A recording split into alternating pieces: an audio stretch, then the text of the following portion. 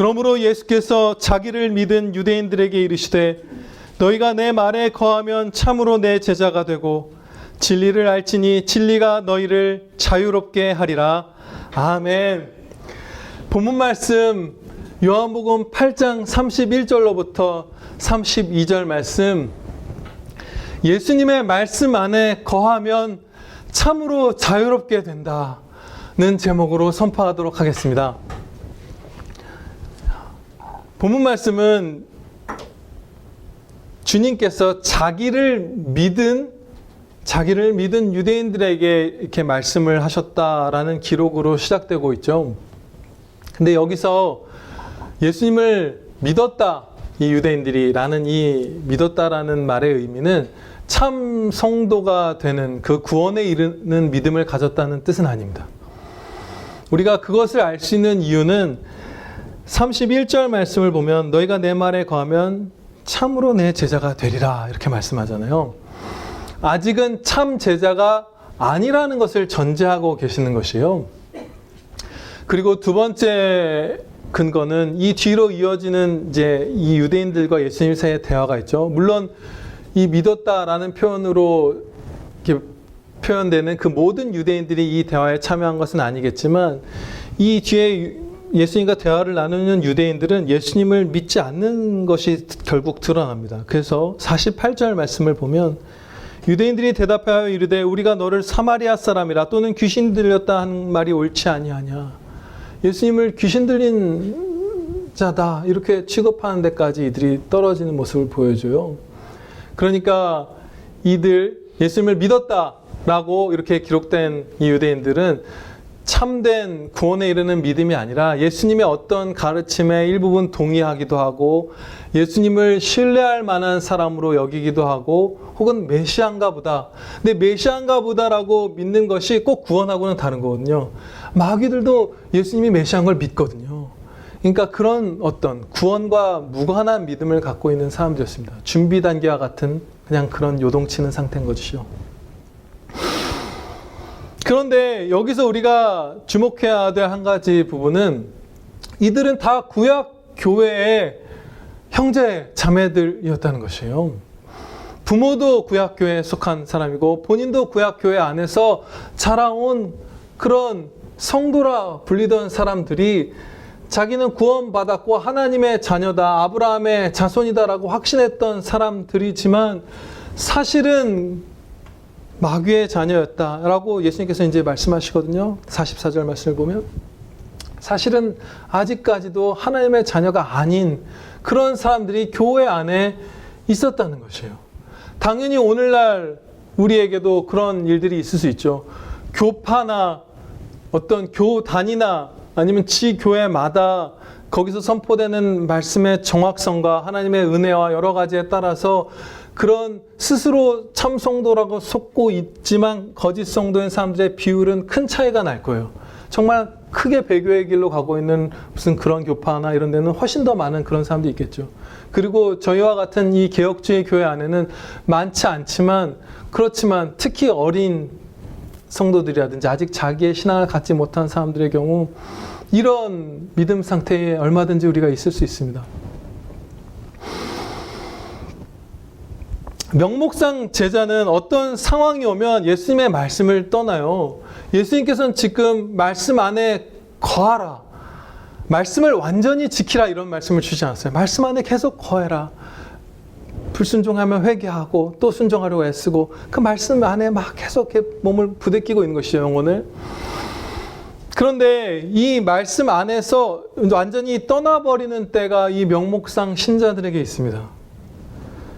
마태복음 13장 21절 22절 말씀을 보면 그 속에 뿌리가 없어 잠시 견디다가 말씀으로 말미암아 환난이나 박해가 일어날 때에는 곧 넘어지는 자요. 환난과 박해를 말씀 때문에 겪게 될 때는 그냥 말씀 떠나버리는 사람들이 있고, 또 가시떨기에 뿌려졌다는 것은 말씀을 들으나 세상의 염려와 재물의 유혹에 말씀이 막혀 결실하지 못하는 자요. 환난, 박해, 세상의 염려, 재물의 유혹 이런 것들 앞에서 말씀을 떠나는 것을 선택한 것이 명목상 성도, 스스로 참성도라 속고 있는 자들의 이제 특징이다라고 예수님께서 가르쳐 주신 것이죠. 근데 이 가운데에서 세상의 염려라는 주님의 말씀은 조금 주목하여 보는 것이 더 깊이 와닿을 것 같습니다. 나머지는 쉽죠. 환난이나 박해나 이런 것들 어떻게 보면. 이 세상의 염려는 나의 기쁨, 삶의 의미, 가치, 만족, 생명 이런 것들이 세상에 달려있다고 생각하는 거예요. 그래서 세상적인 손해를 보는 걸로 나아가지 못하고 그 다음에 세상의 유익이라고 말하는 것들을 놓지 못하고 그 상태에서 결국 주님의 말씀을 버리는 것을 선택하는 것이에요. 무슨 세상의 염려라고 해서 막 여기서 공황장애가 있고 이런 것을 얘기하는 것이 아니죠. 세상을 사랑하는 거예요. 그것에 내가 달려있어서 염려에 빠져 있는 것이죠.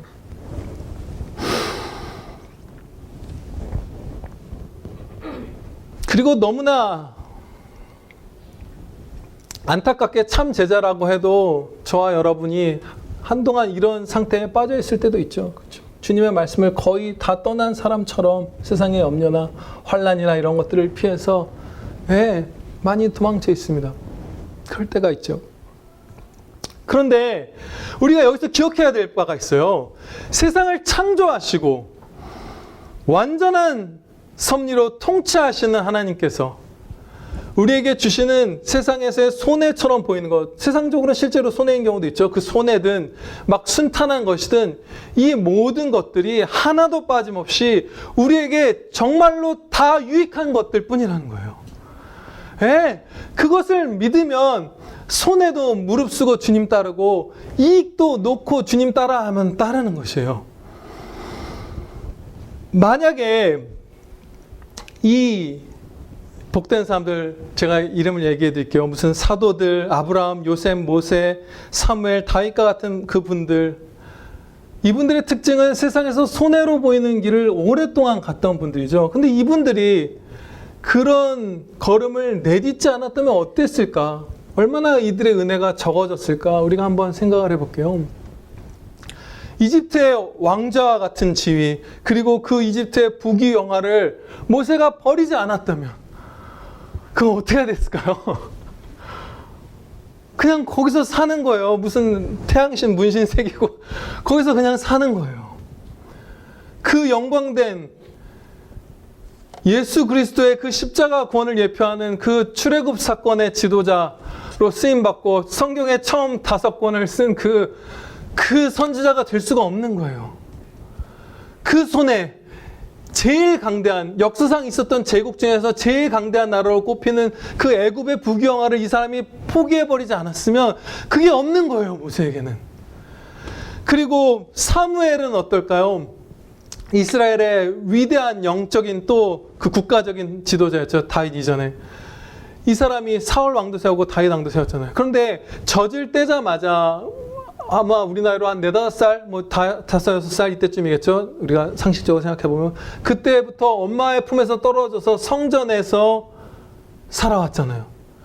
그런데 이 사무엘이 엄마가 보고 싶어도 하나님께 바쳐진 사람으로서 그 성전에서 충성하지 않고 엄마 찾아서 돌아갔으면 어떻게 됐을까요?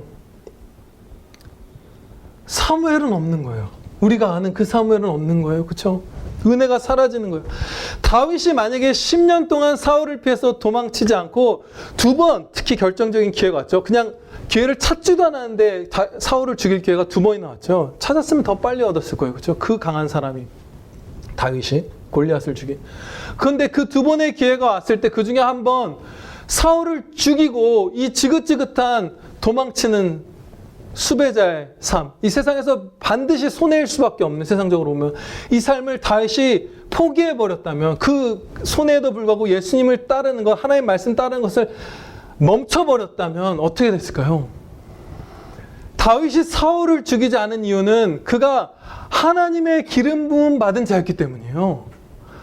그런데 다윗 자신이 왕이 된 게 하나님께 기름 부음 받아서 왕이 된 거잖아요. 똑같은 신분입니다, 사울과. 그런데 다윗도 삶을 살면서 신하들 앞에서 거울을 저질렀고 또 신하들의 죄악으로 말미암아서 반역 같은 일들이 여러 번 있었어요. 근데 만약에 그 이전에 다윗이 사울 왕을 하나님께 기름 부음 받은 자를 그냥 죽여버리는 모습을 보여줬던 사람이라면 다윗은 죽임당했을 거예요. 그 부하들이 다윗을 죽일까 말까 하는 그 상황에서도 다윗을 죽이지 못했던 건 하나님께 기름 부음 받은 자를 감히 우리가 건드려서는 안 된다는 것을 그 믿음의 영웅 다윗의 본으로 각인되어서 배웠기 때문이에요. 아니었으면 다윗은 진작에 죽었을 거예요. 그런 상황들이 참 많아요. 성경 말씀을 보면. 그리고 그리스도께서 이 땅에서 어떻게 사셨죠? 온갖 고초를 겪으시고 십자가에 죽기까지 복종하시잖아요. 그러면 참 하나님이시면서 참 사람이신 예수 그리스도의 삶은 불행하고 복되지 않은 삶인가요? 영광되지 않고 사랑과 은혜로 충만한 삶이 아닌가요? 결코 그렇지 않죠. 결코 그렇지 않죠. 예수님께서 십자가에 달리시기까지 종의 형체를 입고 오셔서 순종했던 것은 우리를 사랑하시기 때문에 우리 대신 죽어주신 것이잖아요. 그 기쁨 부모님들이라면 다 알 거예요. 그 자녀들이 아프고 할 때 내가 대신 아팠으면 하는 생각, 내가 대신 죽을 수 있었으면 하는 생각 부모님들 다 알 거예요. 셀 수 없이 많은 자녀들 대신해서 죽어주실 수 있었던 분이에요.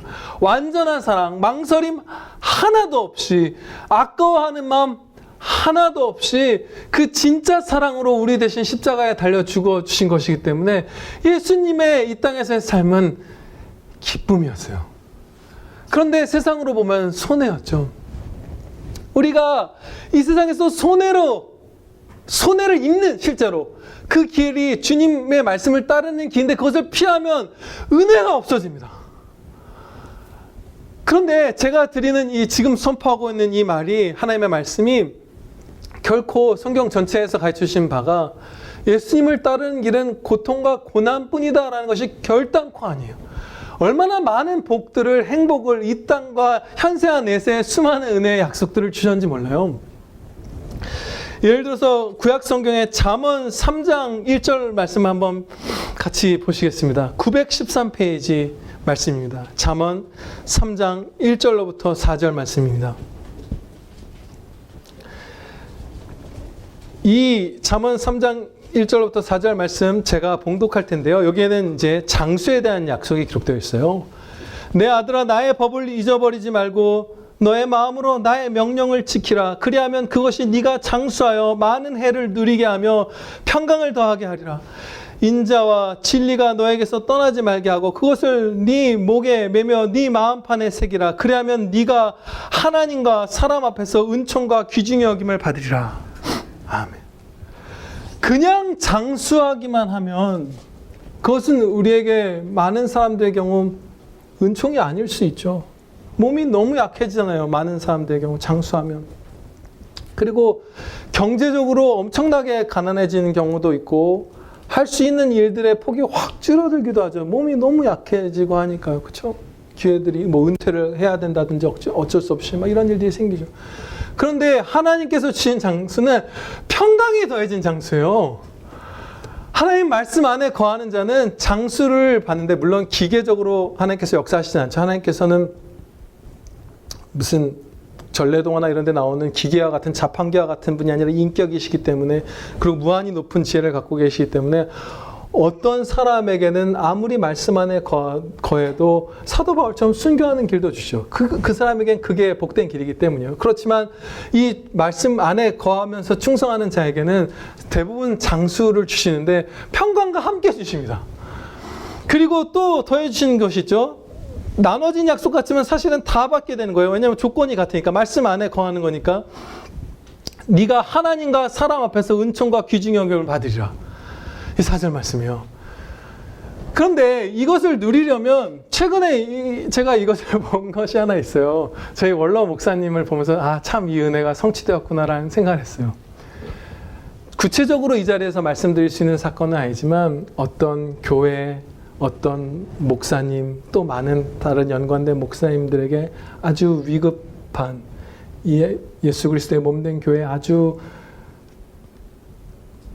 그 좋지 않은 상황이 벌어졌을 때 최근에 이번 달 8월에 이제 우리 원로 목사님께서 사랑으로 도울 수 있었어요. 그런데 그래서 하나님과 사람 앞에서 은총을 입고 존귀 여김을 받았죠. 그런데 그 전에 이 세상에서 손해라고 하는 것을 겪으면서 하나님 말씀을 계속 따랐기 때문에 그 충성할 기회를 얻으셨더라고요. 왜냐하면 목사님께서 이렇게 도움을 주고 하셨던 분이 그 이전에 목사님에게 억울하게 불명예를 끼치셨던 분이에요. 근데 이 불명예라는 것은 거룩하게 우리가 살려는 성도가 되면 될수록 다른 공격보다 더 가혹한 공격입니다. 뺨을 맞는 거 정말 아무렇지도 않아요. 진짜 아무렇지도 않아요. 그런 거 다윗이나 이런 사람들, 시편의 선지자들 아무도 기록 안 해요. 상처도 아니에요. 그런 거 다 참을 수 있어요. 그리고 무슨 뭐가 있을까? 욕 먹는 거? 막 싸나운 욕 같은 거 듣는 거? 그거 상처도 안 돼요. 거의. 그런 거 아무것도 아니에요. 그런데 다른 사람도 아니고 믿음의 형제가 거짓되게 불명예를 끼치고 할 때, 그렇죠?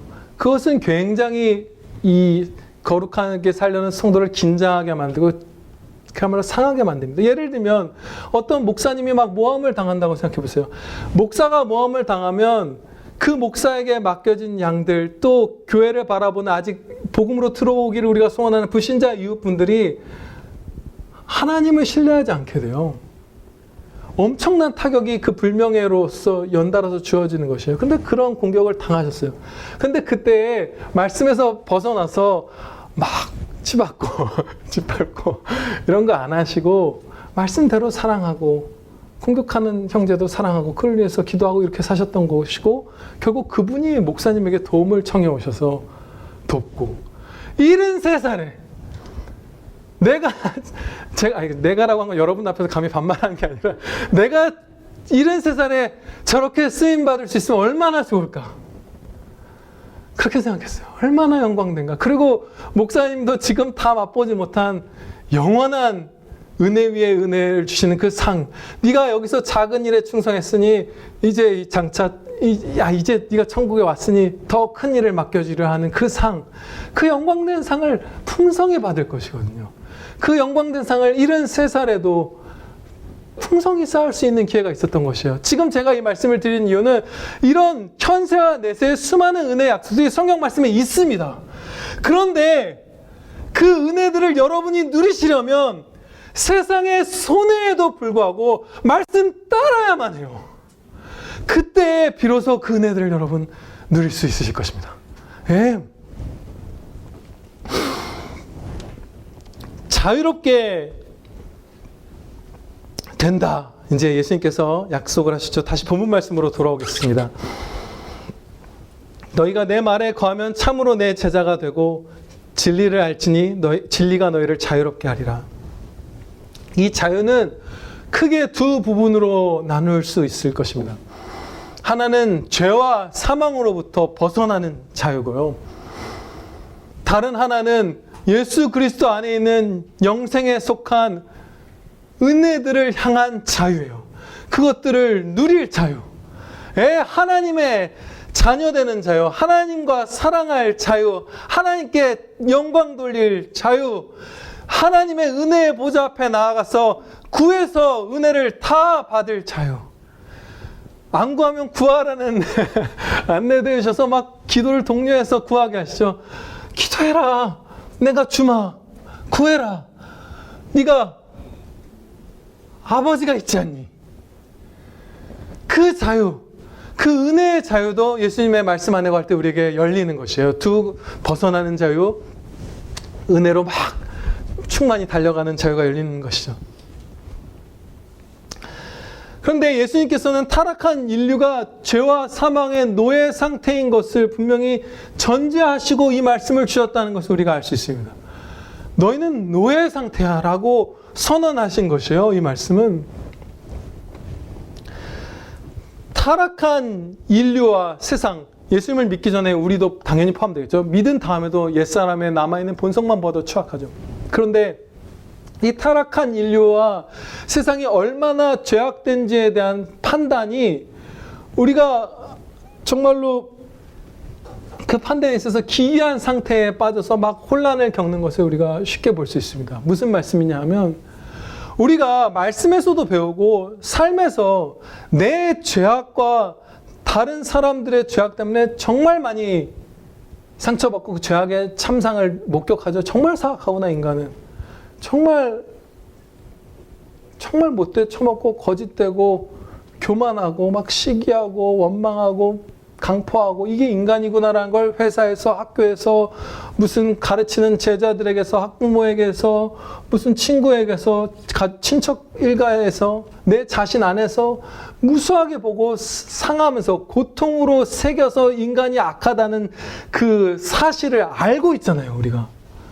그러면 성경에서도 인간은 정말 악하다고 가르치고 있고 타락한 인류는 원래 선하게 창조하셨지만 그리고 우리 스스로도 경험하고 있으면 정말 우리가 노예 상태에 있구나. 이 세상이 너무나 악하구나. 정신 차리고 전신갑주 입고 싸워 이겨야 되는구나. 그래야 내게 행복 있고 생명 있고 찬양이 있고 그래야 내 사랑한 사람들을 건질 수 있고 이런 생각에 도달할 거 아니에요. 그래야만 하잖아요, 합당하게. 그런데 우리에게는 죄악을 사랑하는 마음도 있고 나 자신이 제법 괜찮은 사람이라고 높이고픈 마음도 있고 나와 동족인 인간들을 칭송하면서 덩달아 높여지고 싶은 그러한 교만한 죄악된 본성이 성도에게도 어느 정도 남아있기 때문에 나의 경험이나 말씀을 거슬러서 생각보다 세상이 악하지 않다. 타락한 인류에게도 나름 괜찮은 마음들 많이 남아있고 별로 악하지 않다. 라고 주장하는 대로도 우리가 막 넘어져요. 그래서 오늘날 이단을 제외한 개신교 교파들 가운데 이 기독교 교파들 가운데 많은 교파들, 많은 교단들에서 타락한 인류의 상태가 제법 괜찮다고 가르쳐요. 스스로 하나님을 찾고 스스로 막 구원에 이르는 믿음을 갖고 무슨 하나님을 사랑하는 마음이 스스로 있고 이런 식으로 그다지 부패하지 않은 존재, 부패하지 않고 썩지 않은 마음이 남아있는 존재처럼 가르쳐요. 이상한 것이죠. 우리의 경험하고도 배치되고 말씀하고도 전혀 상반되는 것을 우리가 교만함 때문에 빠지는 거예요. 그래서 갑옷을 안 입고 세상과 벗하며 저와 여러분이 살 때가 있습니다. 경계하지 않는 거예요. 싸우지 않는 것이에요. 너무나 사악한데.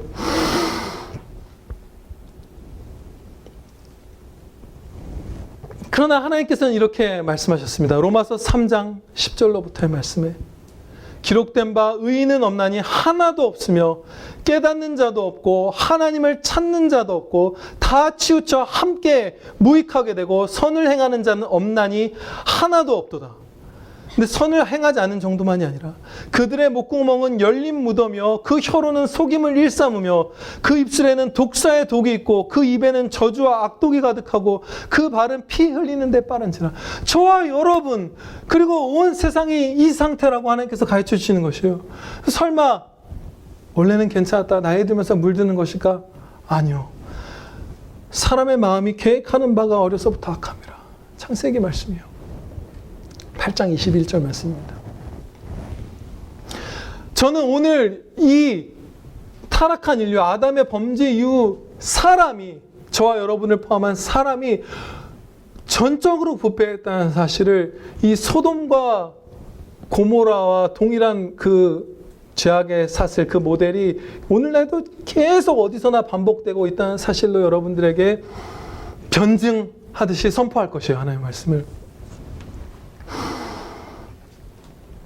창세기 18장 20절 21절에서 이렇게 소돔과 고모라에 대해서 말씀합니다. 여호와께서 또 이르시되 소돔과 고모라에 대한 부르짖음이 크고 그 죄악이 심히 무거우니 내가 이제 내려가서 그 모든 행한 것이 과연 내게 들린 부르짖음과 같은지 그렇지 않은지 내가 보고 알려하노라.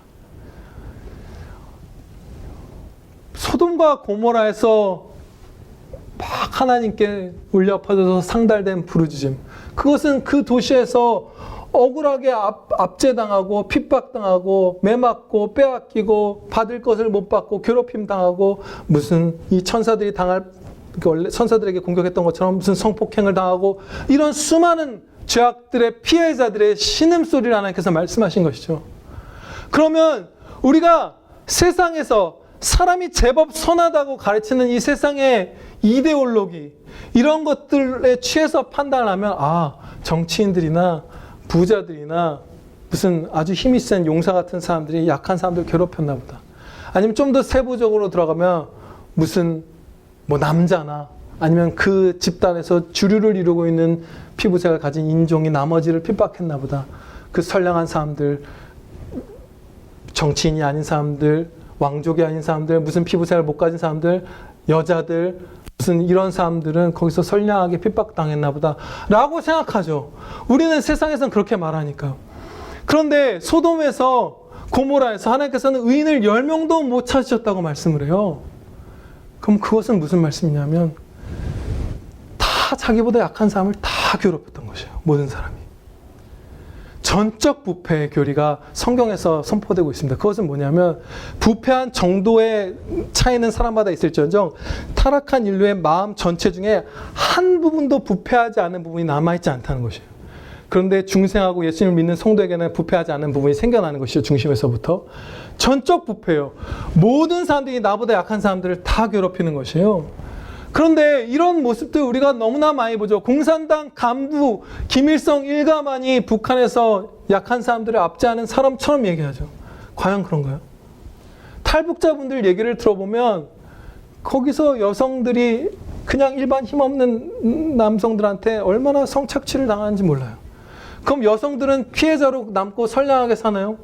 아동인권 착취가 얼마나 많고 낙태가 얼마나 많은지 몰라요. 다 자기보다 약한 사람들을 잡아먹고 있는 게 북한의 현실이에요. 그게 우리 사회고요. 어디에나 그 모습이 있죠. 제가 이 모습을 처음 이렇게 충격으로 받아들인 건 중학교 1학년 때였어요. 선생님 중에 강포한 선생님이 학생들을 막 1시간쯤 잡아요. 책상에 무릎 꿇은 다음에 막 발바닥을 막 때리고. 옛날엔 그랬죠. 애들이 막 기진해서 막 툭 쓰러진 애들도 있고 이러잖아요. 옛날엔 체벌이 그랬잖아요. 그러면 그 다음에 어떤 일이 벌어진지 혹시 기억나시는 분들 계신가요? 아이들이 스트레스치가 막 이만큼 쌓여서 만만한 애들을 괴롭히기 시작합니다. 네가 그래서 선생님이 저렇게 혼내서 우리가 이랬지 않냐 저랬지 않냐 하면서 즉시든 좀 시간이 지난 다음에든 그것을 목격하고서 진짜 이상하다. 근데 저는 그때는 회심하기 전이니까 저도 가해자가 되기도 하고 피해자가 되기도 하면서 부조리를 느끼면서 살아왔죠. 그리고 최근에 흑인 인권이 중요하다고 하면서 막 SNS에 흑인 스타들이 막 올렸는데 어떤 사람들이 모아놨죠. 아예 그냥 무슨 모함이나 근거 없는 그런 게 아니라 흑인 인권이 중요하다고 하면서 막 백인들 상대로 막 SNS에 비판을 쏟아부었던 사람들이 아시안들 조롱했던 거 그 사진들 동영상들 엄청나게 모아서 다 탄론하고 이런 것도 우리가 보죠. 자기보다 약한 사람을 잡아먹는 게 인간의 상태인 것이에요. 어려서부터 계획하는 바가 악한 뿐이다. 이것이 인간의 상태입니다. 이게 우리가 종된 상태예요. 우리가 벗어나야 하는 상태고 성도들도 믿음의 정도에 따라서 이 죄악으로부터의 자유를 이 땅에서 누리는 그 정도가 다릅니다. 그런데 이 세상에 얼마나 죄악된지 내가 얼마나 큰 죄악 가운데 있었고 내게 남아있는 죄악된 본성이 얼마나 악독한지를 우리가 정직하게 시인하고 하나님의 전신갑주 입고 하나님의 말씀 안에 거할 때에 우리가 살아나는 거예요. 그것을 깨달아야 하는 거예요. 진짜 악한 세상, 악한 삶 속에서 우리가 동조되어서 살아가고 있는 것이에요. 불신자분들이 하는 기부라든지 봉사활동이라든지 사회적 선이라든지 이런 걸 보면 혹여 세상에 선함이 남아있나? 괜찮은 거 아닌가? 인간은 이래도 요즘에는 뭐 등산을 할 때도 젊은 사람들이 다 쓰레기 주면서 등산하고 막 그 SNS에 자랑하죠. 조용히 하는 건 거의 못 본 것 같아요.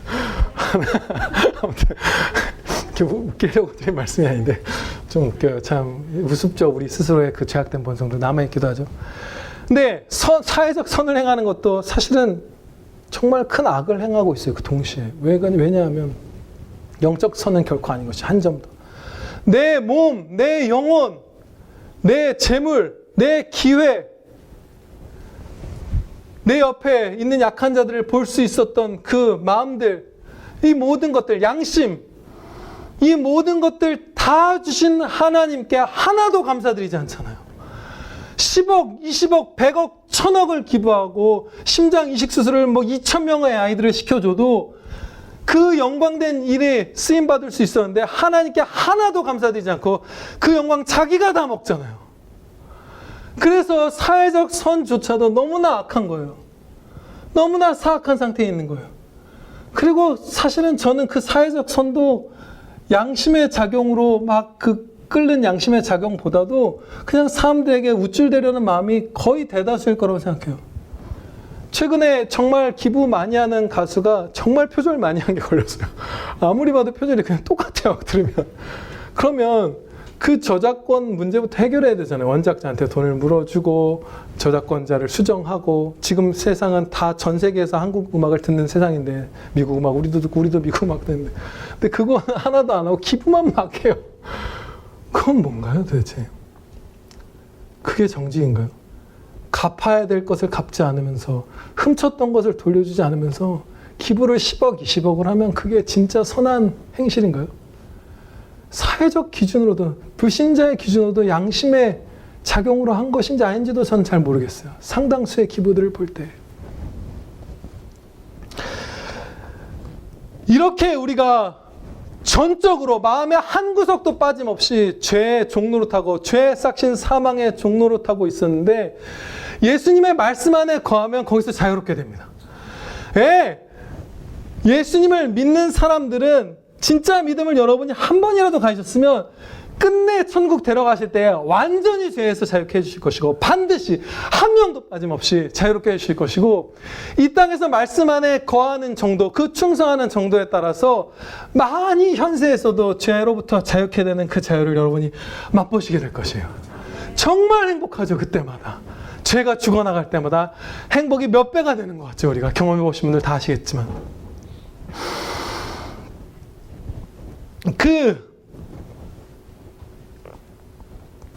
예수님의 말씀 안에 거할수록 이제 두 번째 부분을 살펴볼게요. 주님께로 나아가는 은혜, 영생에 속한 은혜, 자녀된 은혜들을 또한 더 그 자유를 충분히 누릴 수 있게 돼요. 정말 하나님의 자녀된 그 복된 말도 안 되는 십자가 사랑의 은혜를 말씀 안에 거하는 성도가 풍성히 누리는 거예요. 말씀에 벗어나서 불순종하고 있을 때는 그 은혜를 누리지만 정말 충만히 누리지 못합니다. 말씀에 충성하는 성도일수록 그것이 너무너무 강해지고 강해지는 것이에요. 그래서 옥에 갇혀서도 사도 바울이 찬양을 드리고 옥에서 풀려났을 때 도망치는 게 아니라 간수에게 전도하고 그러잖아요. 그런 일들이 벌어지는 것이에요. 근데 제가 여러분이 순종하기만 하면 누리시게 될 은혜가 반드시 여러분이 상상하는 그 최대치의 기쁨보다 더 클 것이라고 제가 말씀을 드렸죠. 근데 그 근거로 제가 삼았던 것이 이 시편 찬양 같은 것들을 기록한 선지자들, 하나님의 은혜에 참 많이 맛본 사람들인데 매번 놀라잖아요. 아니 이렇게 큰 은혜가 저를 향한 주님의 생각이 너무나 많도소이다 막 깨서 또 놀라고 다음에 또 놀라고 또 찬양드리잖아요. 그렇다는 얘기는 계속 그 상상을 그 어떤 선을 벗어나는 기쁨을 또 맛보고 또 맛본다는 거예요. 주님을 따르면 따를수록. 근데 또 다른 근거는, 더 확실한 근거는 이것이죠. 무한하신 하나님께서 모든 것을 다 주시는 십자가 사랑으로 우리를 사랑하시기 때문에 우리의 기쁨은 계속 커집니다. 그 한계는 우리의 상상을 반드시 넘어요. 근데 제가 최근에 아주 신비한 경험을 했어요. 정말 복된 길이 우리 앞에 펼쳐 있는데 이게 막 상상을 초월하는 그 기쁨을 말씀드린 건 아니에요. 근데 상상 못 해본 기쁨이긴 했어요. 이상한 영혼이 막 투명하고 달콤한 것을 먹는 것 같은 그 환상을 보는 것 같은 기쁨을 맛봤어요. 이렇게 너무 좋다. 진짜 단맛을 맛본 것 같았어요, 영혼으로. 근데 언제 느꼈냐면 어떤 성도가 이제 제가 설교한 것에 대해서 얘기를 하면서 무슨 논리적이었다 이런 얘기를 하는데 그 이유를 여러분이 설교를 어떤 목사님 설교를 들었는데 논리적이었다고 쳐봐요. 선포된 말씀이. 그러면 열의 압은 뭐라고 말할까요? 우리 목사님이 말씀을 논리적으로 선포하셔서 이렇게 들으면 참 논리적으로 체계가 잘 잡혔지. 보통 그렇게 말할 거 아니에요. 여러분도 어떠세요? 이게 그냥 그렇게 와닿죠? 안 그러신가요? 저는 그랬어요. 대부분 그냥 그런 식으로 생각하잖아요. 아, 저 목사님 설교 진짜 잘해. 뭐 그래서 은혜가 있고 막. 근데 이성도가 저한테 뭐라고 얘기했냐면 하나님의 말씀이 진리라서 그 논리의 체계가 완전하다. 그런 얘기를 한 거예요. 근데 제가 3초간 그 하나님의 영광에 비추는 그 찬양의 고백에 동참하지 못할 뻔했어요. 왜냐면 제 마음에 그 교만이 남아있는 게 그거에 탕 반응해서 내가 논리적으로 잘한 거지 라는 생각이 진짜 3초 썼어요. 근데 감사하게도 은혜 가운데 바로 해결했거든요. 아닙니다. 정말로 하나님의 말씀이 진리이기 때문에 저는 무익한 종이잖아요. 이 무익한 종이 하나님의 말씀을 선포한 것뿐이고 하나님의 말씀이 완전한 조화와 질서의 논리적인 말씀입니다. 근데 그 고백을 하면서 앞에 저에게 말한 그 말, 하나님의 말씀이 진리이기 때문에 논리적이다라는 걸 말한 성도와 함께 그 찬양에 동참하는데 막 영혼에 그 정말로 투명하고 순전한 그러면서 달콤한 것을 이렇게 직접 맛보는 것 같은 기쁨을 주시는 거예요. 그리고 이제 집으로 돌아가서 저녁 때 아내에게 그 얘기를 하는데 당연히 저만의 기쁨이죠. 저도 울고 아내도 울면서 그 기쁨을 나눴어요. 근데 저는요, 예전에 예수님을 믿으면서 이런 식의 진짜 영혼이 달콤하다. 막 우리의 선배들, 박윤선 목사님 이런 분들이 막 영혼으로 달콤함을 맛본다라는 거 이런 거 뭔지 상상도 못했어요. 그런데 있더라고요. 상상을 벗어납니다. 무조건 여러분들이 생각하시는 그 기쁨, 그 만족, 그 행복, 그 은혜 다 벗어나요. 생전 꿈도 못 꿔본 은혜들 여러분들 계속 누리실 거예요. 네, 아멘입니다.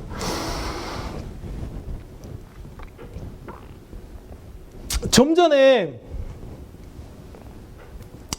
제가 그 성도와 함께 기뻐한 건 찬양이었죠. 그렇죠? 정직한 고백이었어요. 하나님께 영광 돌린 것이죠. 하나님의 말씀은 참으로 진리이십니다. 그래서 완전한 논리로 서 있으십니다. 그 말씀이. 이러면서 찬양 드린 거잖아요. 그런데 예수님께서 우리에게 명하시는 바, 예수님의 말씀 안에 거하라 너희가 자유롭게 되리라 말씀하죠. 근데 예수님의 말씀이 명하시는 바는 내게 영광 돌리라잖아요. 그렇죠? 찬양 드리라 예수님께서 늘 말씀하시죠. 내 영광을 위해서 너희가 매 순간 살아가라 이렇게 말씀하잖아요. 그런데 이렇게 하나님께 영광을 돌리는 삶을 사는 성도는 행복할 수밖에 없습니다. 그 기쁨이 너무 클 수밖에 없어요. 왜냐하면요, 제가 이 똑같은 진리의 선포를 거의 같은 내용으로 이번 아마 4번째 할 거예요. 근데 또 하게 해주셨으면 좋겠어요. 또 4번째로 반복해서 선포하는 진리는 그거예요. 하나님께 찬양 드릴 때 기쁨이 완성된다는 것이에요. 찬양이 바로 기쁨을 최대치로 완성하는 것이라는 그 진리예요. 찬양에는 그런 효과가 있어요. 제가 똑같은 예를 들게요. 아예 여러분들의 심령에 이게 새겨졌으면 좋겠어요. 하나님께서 그것을 원하시는 것 같아요. 당연히 기뻐하시면서 바라고 계십니다. 축구 경기를 가장 재미없게 보는 방법을 제가 여러분에게 한번 나눠드렸던 적 있죠. 골이 터져도 아무도 박수치지 않고 함성을 지르지 않고 펍에서 보는 그 영국인들은 맥주잔을 부딪히지도 않고 무슨 깃발을 펄럭이지도 않고 막 이태리 이런 데서는 막 폭죽 엄청 센 거 막 불을 막 뿜죠. 약간 미친 사람들처럼 하죠. 그런 거 하나도 안 하는 거예요. 장내 아나운서도 싸늘하게 조용한 거예요. 아, 골이 났습니다.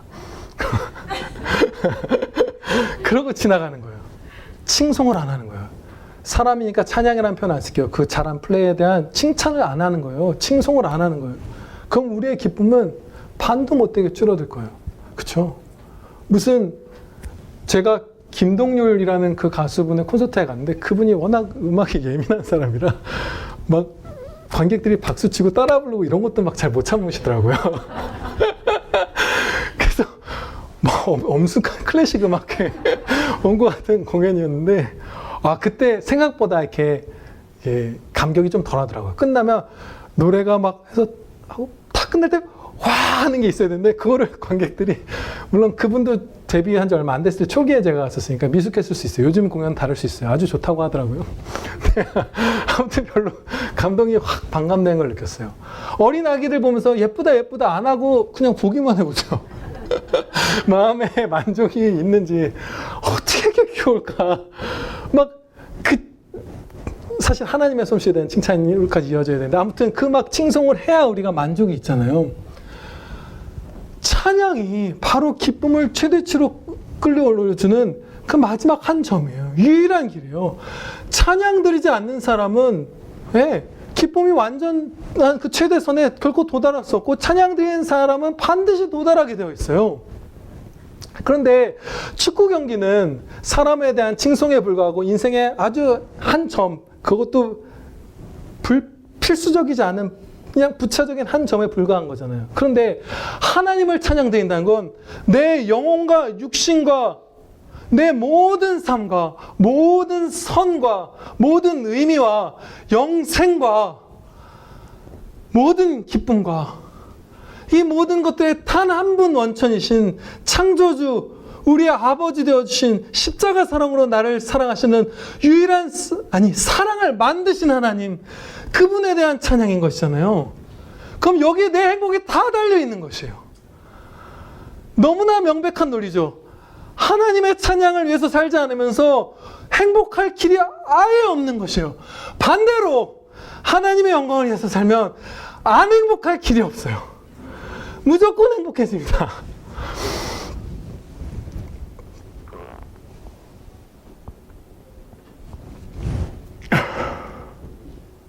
너무 기뻤나 봐요.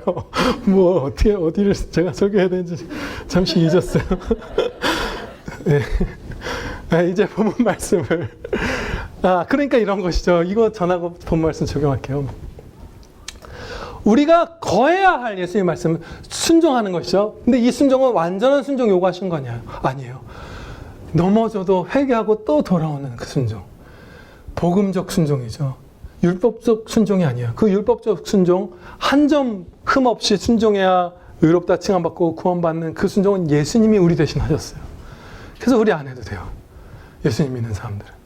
죄값은 다 해결해 주셨고 완전한 순종을 성취하시는 일을 우리에게 주셨으니까 믿는 자들에게. 우리가 해야 할 순종은 십자가 안에서의 복음적 순종. 죄를 지었으면 회개하고 또다시 주님 품을 찾는 그 순종이에요. 그것만 계속 하면 돼요. 죄를 지어도 또 순종하고 이제는 그 죄 반복하지 말아야지. 그러면서 조금씩 줄여나가고 이렇게 순종하면 되잖아요. 그런데 이러한 순종의 삶, 말씀 안에 거하는 삶은 결코 지금까지 물론 살펴봐서 여러분들 아시겠지만 기쁨을 희생하라는 삶이 아니에요. 기쁨을 희생하면서 나를 좀 따르렴 하는 그런 것이 아니라 지금 바로 전에 살펴본 바대로 최대치의 기쁨에 이르는 유일하고 완전한 복된 길로 불러주시는 것입니다. 그러면 그 말씀, 그 진리를 깨달은 가운데 예수님의 이 부르심을 한번 들어보세요. 이 백성은 내가 나를 위하여 지었나니 나를 찬송하게 하려 함이니라. 아멘. 할렐루야. 아멘. 행복해라. 행복해라. 그것을 우리에게 말씀해 주시는 것이에요. 본문 말씀을 이제 한 가지로 적용하도록 하겠습니다. 그 한 가지 적용은 설교를 오직 하나님의 말씀으로 듣는 것입니다.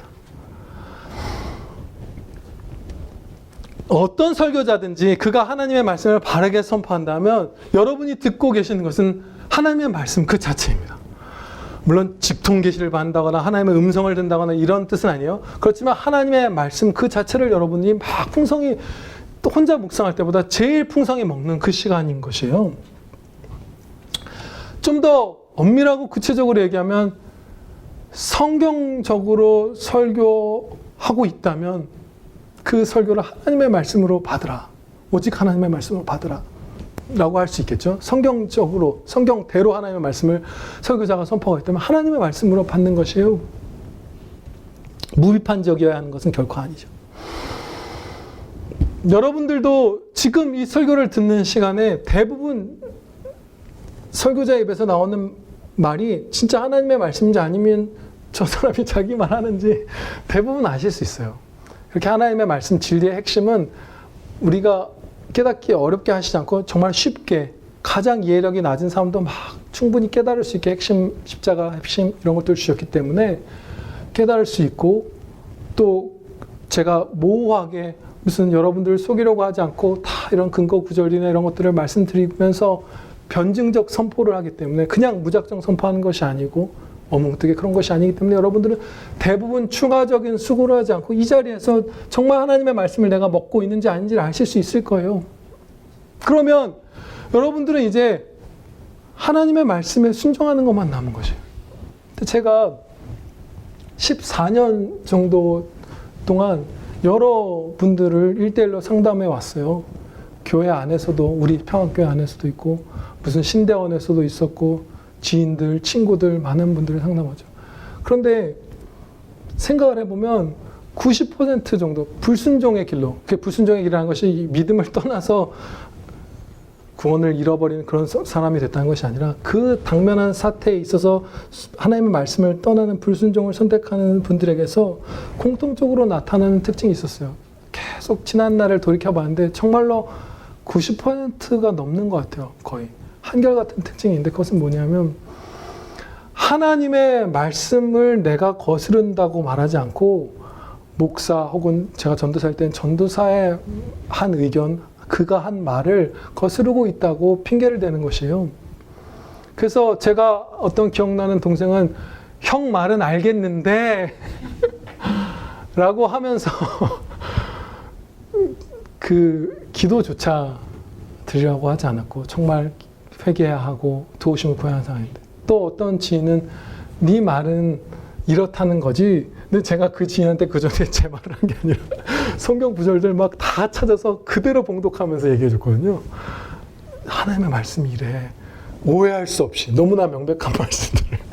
그런데 너의 의견은 네가 주장하는 바는 이런 거지 라고 하면서 불순종의 길로 갔어요. 그리고 제일 많은 바는 목사님은 이렇게 말하지 라고 말하는 거예요.